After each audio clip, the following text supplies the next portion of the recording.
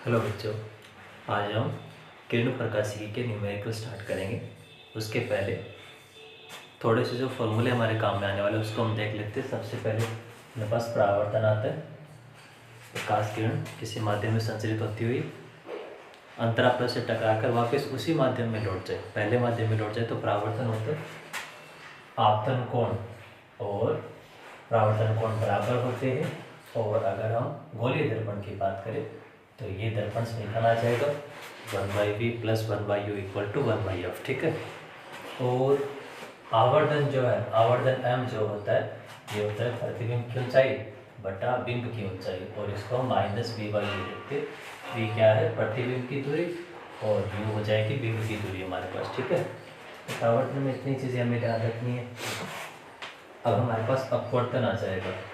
अपवर्तन पता ही है, जब प्रकाश किरण एक माध्यम से दूसरे माध्यम में प्रवेश करती है तो मूल गति की दिशा से विचलित हो जाती है। ठीक है।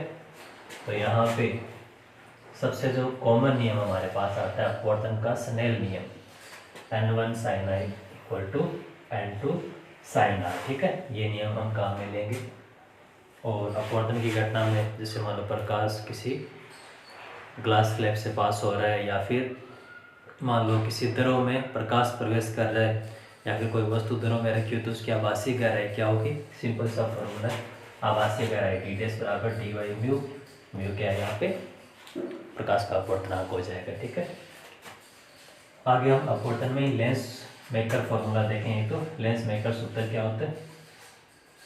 लेंस मेकर सूत्र बराबर एक बार इसमें फोकस दूरी हमें निकालने के लिए 1/f बराबर μ21 - 1/r1 - 1/r2 हो जाएगा। ठीक है। ये होता है लेंस मेकर सूत्र कि अलग अलग वक्रता के लेंस लेके, पृष्ठ लेके हम जो जितनी फोकस दूरी हमें चाहिए, जितनी पावर हमें चाहिए, उसके हिसाब से लेंस बना लेते हैं। ठीक है। एक आएगा हमारे पास लेंस समीकरण, इमेज मतलब प्रतिबिंब की स्थिति में प्राप्त करनी हो, आवर्धन प्राप्त करना हो तो लेंस समीकरण हम काम में लेते हैं। ये समीकरण क्या हो जाएगा? 1/v - 1/u = 1/f। ठीक है। और लेंस का जो रैखिक आवर्धन होता है फॉर्मूला वही रहेगा, h/h मतलब प्रतिबिंब की ऊंचाई बटा बिंब की ऊंचाई, और ये हो जाएगा +v/u। ठीक है। तो अभी हम इतने फॉर्मूला के बेस्ड क्वेश्चंस देखेंगे, बाकी जो बचा हुआ पोर्शन है वो हम नेक्स्ट लेक्चर में देखेंगे। ठीक है। तो एनसीईआरटी के न्यूमेरिकल्स हम स्टार्ट करने वाले हैं। तो फर्स्ट न्यूमेरिकल हम देखेंगे अभी। क्वेश्चन पहला है, 2.5 सेंटीमीटर साइज की कोई छोटी मोमबत्ती 36 सेंटीमीटर वक्रता त्रिज्या के किसी अवतल दर्पण से 27 सेंटीमीटर दूरी पर रखी है। दर्पण से किसी पर्दे को कितनी दूरी पर रखा जाए कि उसका सुस्पष्ट प्रतिबिंब पर्दे पर बने? प्रतिबिंब की प्रकृति और साइज का वर्णन कीजिए। यदि मोमबत्ती को दर्पण की ओर ले जाए तो पर्दे को किस ओर हटाना पड़ेगा? क्वेश्चन नंबर 1 में क्या दिया हमें? मोमबत्ती का साइज दिया हुआ है, हाइट हमें दी हुई है 2.5 सेंटीमीटर। फिर हमें क्या दिया है? ये 76 सेंटीमीटर वक्रता त्रिज्या, दर्पण की वक्रता त्रिज्या 36 सेंटीमीटर दी हुई है। और फिर हमें बोला कि 27 सेंटीमीटर दूरी पर रखिए, तो ये हो जाएगा हमारे पास 27 सेंटीमीटर। और दर्पण कौन सा है? अवतल दर्पण है। अवतल दर्पण की वक्रता नेगेटिव होती है और यू का वैल्यू हमेशा नेगेटिव होता ही है। ठीक है। इतना डेटा हमें दिया है। तो यहाँ से सबसे पहले हमारे पास फोकल लेंथ आ जाएगा r/2 कितना हो जाएगा? -18 सेंटीमीटर। तो हमें बोला है कि पर्दे को दर्पण से कितनी दूर रखा जाए कि स्पष्ट प्रतिबिंब बने। स्पष्ट प्रतिबिंब की जो स्थिति हमारे पास होती है, सीधे से हम फॉर्मूला यूज कर लेंगे। सूत्र क्या होता है? दर्पण सूत्र 1/v + 1/u = 1/f होता है। तो हमें प्रतिबिंब की स्थिति v निकालनी है। ठीक है। तो यहाँ से 1/v क्या हो जाएगा? 1/f - 1/u, वैल्यू पुट कर देते हैं इनकी। 1/f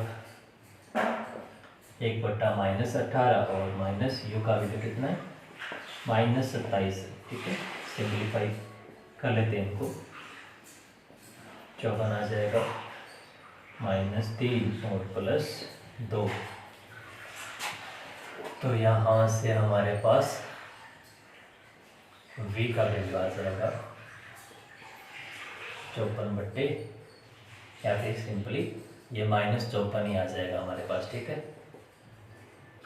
v का वैल्यू हमारे पास कितना है, -54 सेंटीमीटर आ रहा है, ठीक है। इसका मतलब हमें स्क्रीन को दर्पण से 54 सेंटीमीटर दूरी पे रखना पड़ेगा, ठीक है। अब हमें क्या बोला है इसमें कि प्रकृति भी हमें बतानी है, तो प्रकृति के लिए हम क्या करेंगे, इसका आवर्धन निकाल लेते हैं। आवर्धन का जो फॉर्मूला होता है हमारे पास m = -v/u होता है।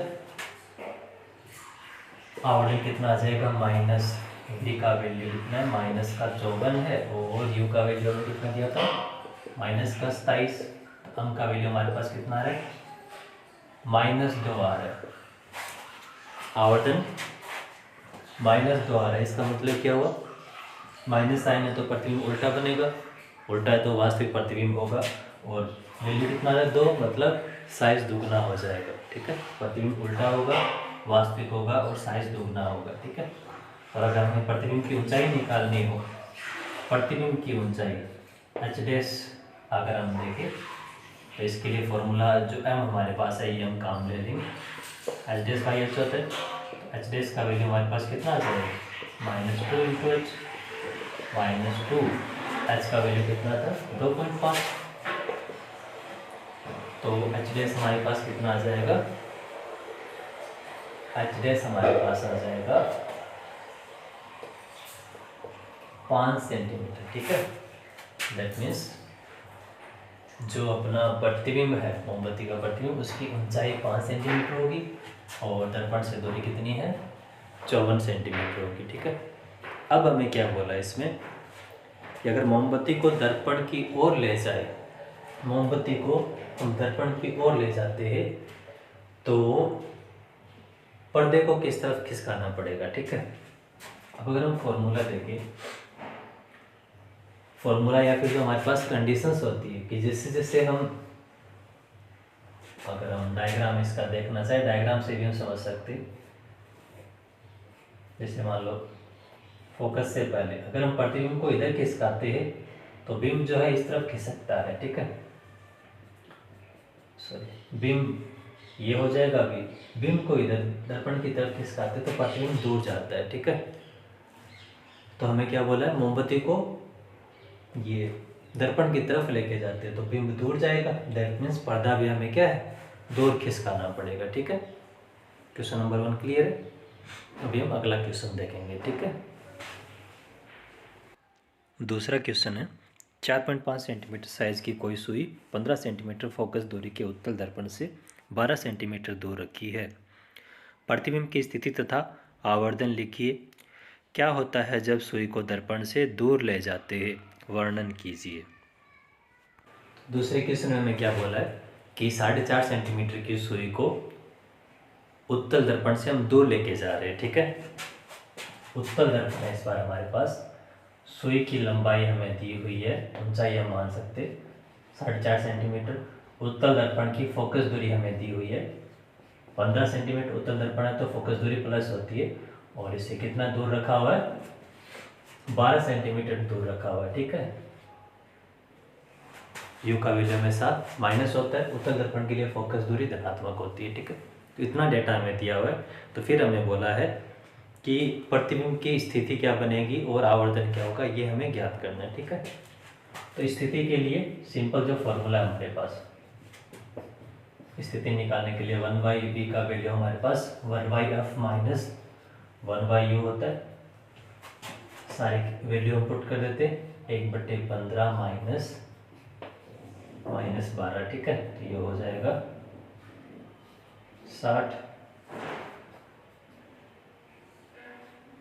तो यहाँ से हमें v की वैल्यू मिल जाएगी 60/9, 6.66 लगभग आ जाएगा हमारे पास सेंटीमीटर। तो प्रतिबिंब जो है दर्पण से, उत्तल दर्पण से 6.66 सेंटीमीटर दूर बनेगा, ठीक है। प्लस आ रहा है मतलब दर्पण के अंदर प्रतिबिंब बनेगा, ठीक है। स्थिति आ गई। अब हमें आवर्धन निकालना है। आवर्धन m जो होता है, सूत्र जो होता है h' / h होता है, और इसको हम माइनस वी बटा यू लिखते हैं, ठीक है। मान रख देते माइनस वी का मान हमारे पास आया था 60/9 था, या फिर ये 6.66 है ये हमारे पास, और यू का मान कितना है -12 है, ठीक है। तो ये हमारे पास आ जाएगा लगभग 0.55 आ जाएगा, ठीक है। अब हम धनात्मक आ रहा है, इसका मतलब क्या हुआ, प्रतिबिंब जो है सीधा बनेगा, सीधा है तो आभासी होगा, ठीक है। आभासी है तो हम इसको पर्दे पर प्राप्त नहीं कर सकते, ठीक है। तो ये हमारे पास प्रतिबिंब की स्थिति आ गई और आवर्धन आ गया, ठीक है। अब हमें क्या बोला है कि सुई को दर्पण से दूर ले जाते हैं तब क्या होगा। इस केस में जब हम अगर हम उत्तल दर्पण को देखते हैं तो ऐसे कुछ स्थिति होती है, ये फोकस होता है। अगर वस्तु अनंत पे हो तो प्रतिबिंब एफ पे बनता है, और बाकी केस में प्रतिबिंब जो है हमेशा ये इसके ध्रुव और फोकस के बीच में बनता है, ठीक है। तो जैसे जैसे हम दूर लेके जाएंगे प्रतिबिंब किधर जाएगा, फोकस की तरफ जाएगा, ठीक है। तो अगर हम सुई को अगर हम दूर लेके जाते हैं तो प्रतिबिंब क्या होगा, दर्पण से दूर खिसकेगा, ठीक है। तो ये अपना सेकंड क्वेश्चन हो जाएगा, ठीक है। अब हम अगला क्वेश्चन देखते हैं, तीसरा क्वेश्चन। ओके, तीसरा क्वेश्चन है, कोई टैंक 12.5 सेंटीमीटर ऊंचाई तक जल से भरा है। किसी सूक्ष्मदर्शी द्वारा बीकर की तली पर पड़ी किसी सुई की आभासी गहराई 9.4 सेंटीमीटर मापी जाती है। जल का अपवर्तनांक क्या है। बीकर में उसी ऊंचाई तक जल के स्थान पर किसी 1.63 अपवर्तनांक के अन्य द्रव से प्रतिस्थापित करने पर सुई को पुनः फोकसित करने के लिए सूक्ष्मदर्शी को कितना ऊपर या नीचे ले जाना पड़ेगा। तीसरे क्वेश्चन में हमें क्या दिया है कि कोई टैंक में 12.5 मीटर ऊंचाई तक द्रव भरा हुआ है और इसके पेंदे पे कोई वस्तु है, ठीक है। सुई रखी हुई है, यहाँ पे पेंदे पे सुई रखी हुई है। अब सूक्ष्मदर्शी से इसको जब हम देख रहे तो इसकी आभासी गहराई एच डैश जो है हमें कितनी दी हुई है, 9.4 दी हुई है, ठीक है। तो हमने बोला है कि पहले इसकी जो इसमें पानी भरा हुआ है 12.5 सेंटीमीटर तक, लेकिन जब हम सूक्ष्मदर्शी से ऊपर से इसको देख रहे हैं तो ये हमें पता ही है कि द्रव में कोई चीज़ रखी हुई है तो उसको देखने पे वो थोड़ी सी उठी हुई दिखाई देती है। तो आभासी गहराई जो हमारे पास है 9.4 आ रही है, तो द्रव का अपवर्तनांक क्या होगा ये हमें ज्ञात करना है, ठीक है। तो यहाँ पे तो एयर है हमारे पास, हवा है, अपवर्तनांक 1 होता है ये, तो इसका मान लेते हैं म्यू है। तो सिंपल फॉर्मूला हमारे पास क्या था, आभासी गहराई एच डैश बराबर वास्तविक गहराई बटा अपवर्तनांक, ठीक है। ये फॉर्मूला हमारे पास होता है। तो यहाँ से अपवर्तनांक क्या बनेगा, अपवर्तनांक हो जाएगा हमारे पास एच वाई एच डैश, ठीक है। अपवर्तनांक का मान हमारे पास क्या हो जाएगा, एच 12.5 है और एच डैश हमारे पास है 9.4। तो ये लगभग कितना आ जाएगा, ये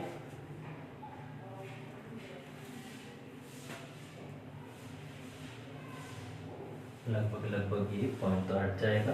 ये वैल्यू हमारे पास ऑलमोस्ट बन रहा है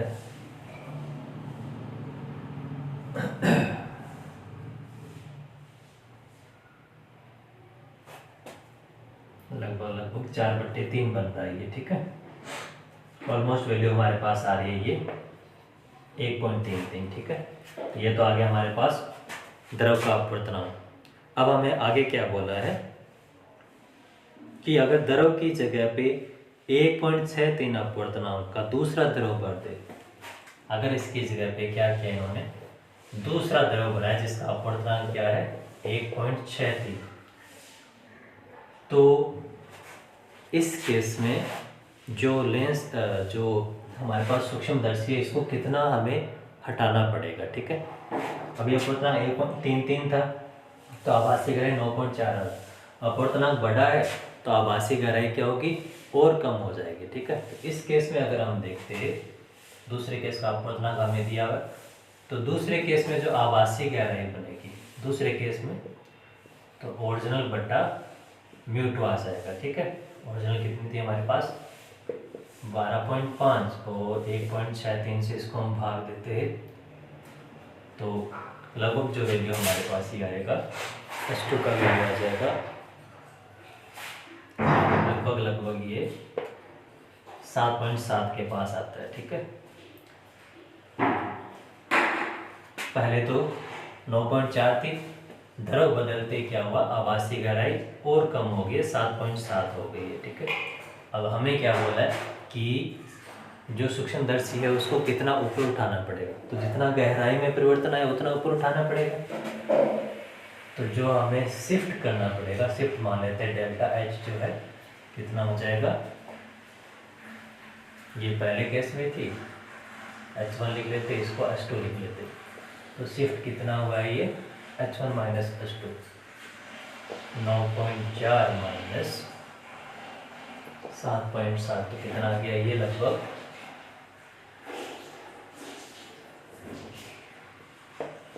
1.7 सेंटीमीटर हमें क्या होगा जो सूक्ष्मदर्शी है उसको ऊपर उठाना पड़ेगा। ठीक है, क्योंकि पहले मान लो इमेज यहाँ पे बना है, मान लो पहला इमेज यहाँ पे बना है, दूसरा तरफ बढ़ते हुए इमेज क्या है और ऊपर शिफ्ट हो जाएगा, I1 यहाँ पे होगा, I2 यहाँ पे होगा, तो सूक्ष्मदर्शी से देखने के लिए हमें इसको और ऊपर उठाना पड़ जाएगा। ठीक है, कितना आ जाएगा लगभग 1.7 सेंटीमीटर आ जाएगा। ठीक है, क्लियर है।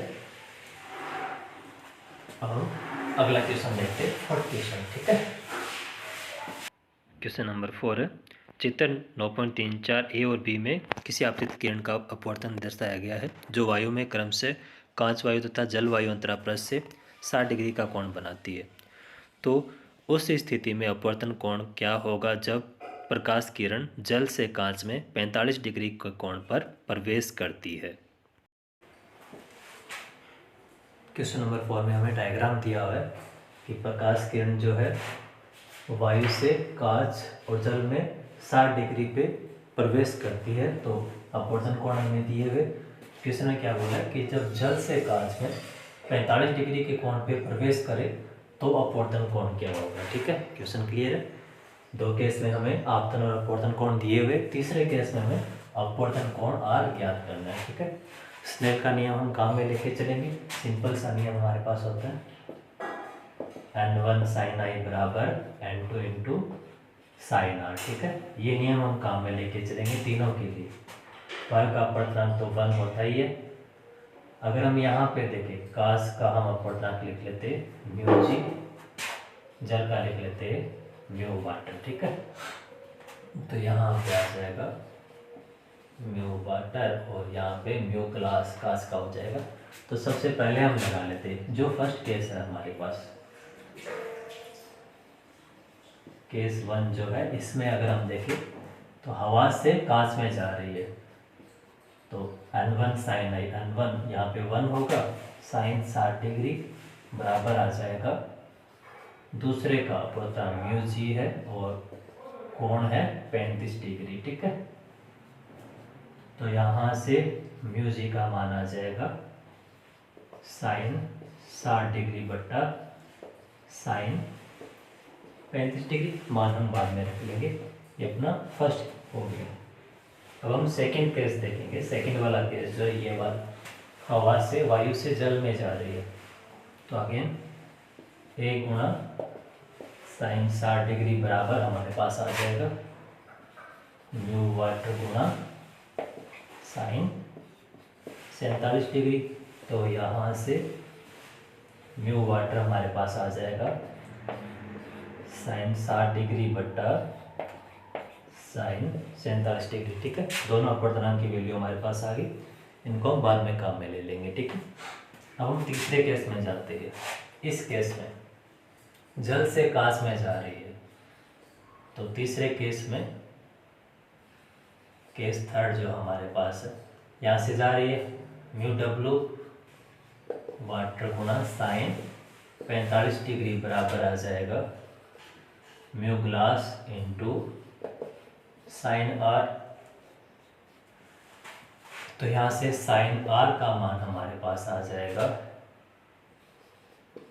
W बट्टा mu class into sine 45 degree.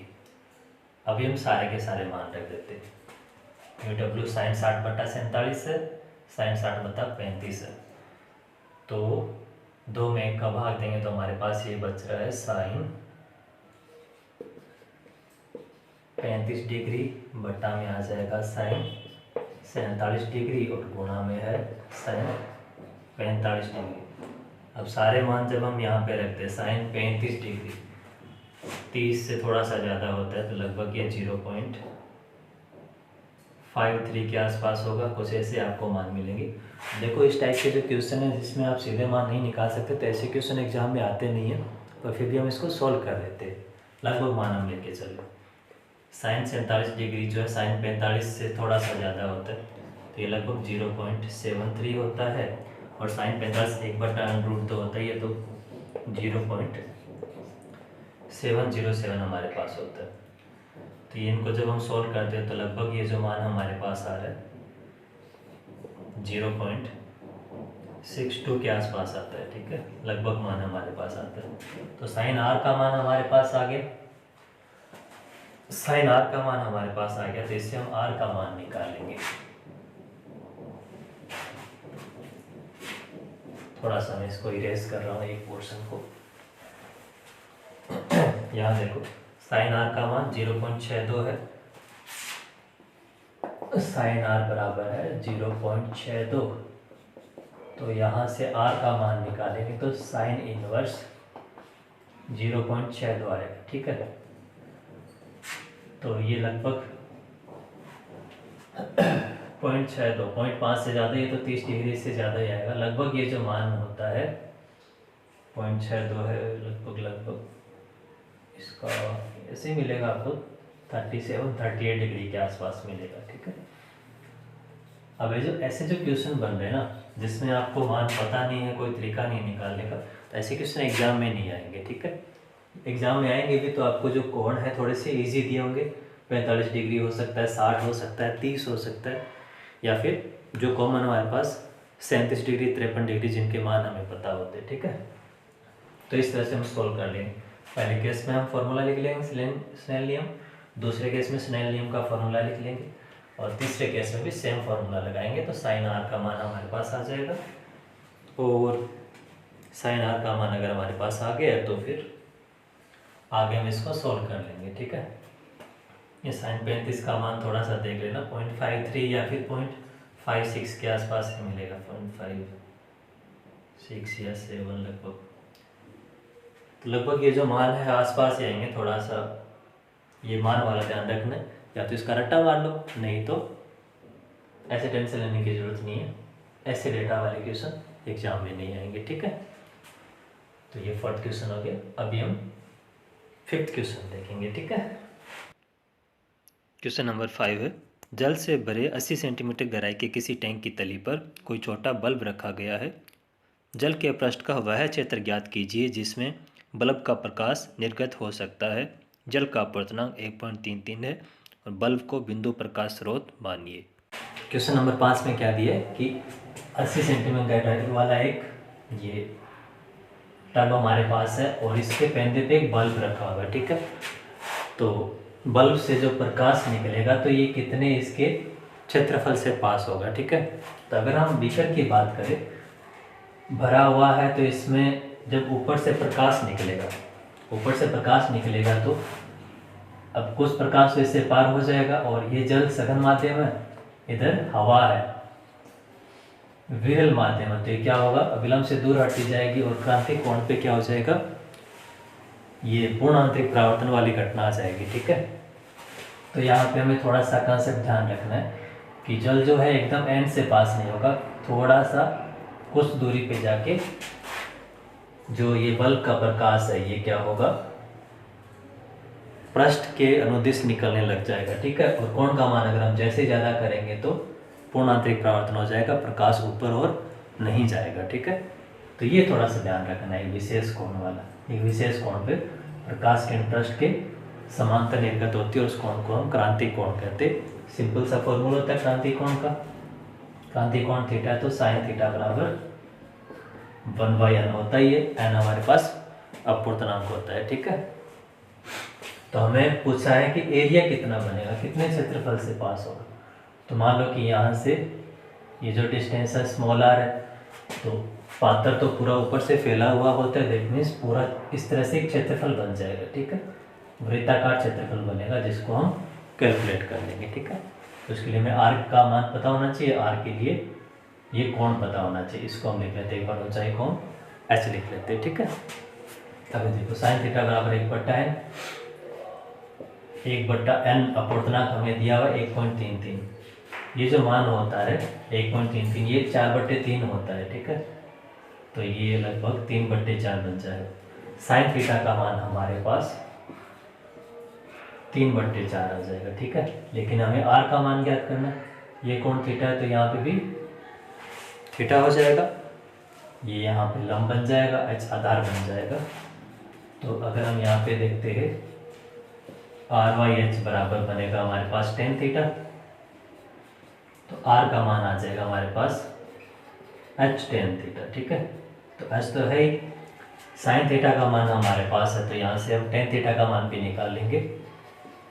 tan theta जो होता है ये हमारे पास लंब है, ये कर्ण है, तो लंब बट्टे आधार होता है, तो ये स्क्वायर करके हम निकालना चाहे तो 16 - 9 7 आ जाए, tan थीटा 3/8 होता है, 7 आ जाएगा, ठीक है।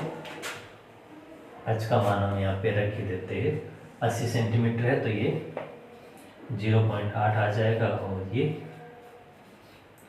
3/√7 आ जाएगा। ये तो आ गया हमारे पास, ये इतनी दूरी आ गई, लेकिन हमें पूछा कितना क्षेत्रफल होगा।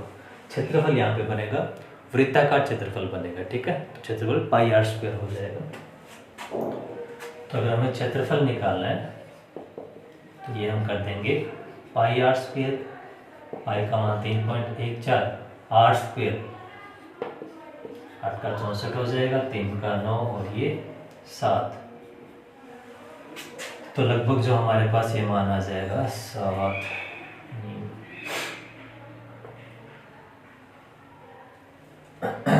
23, 24, 24,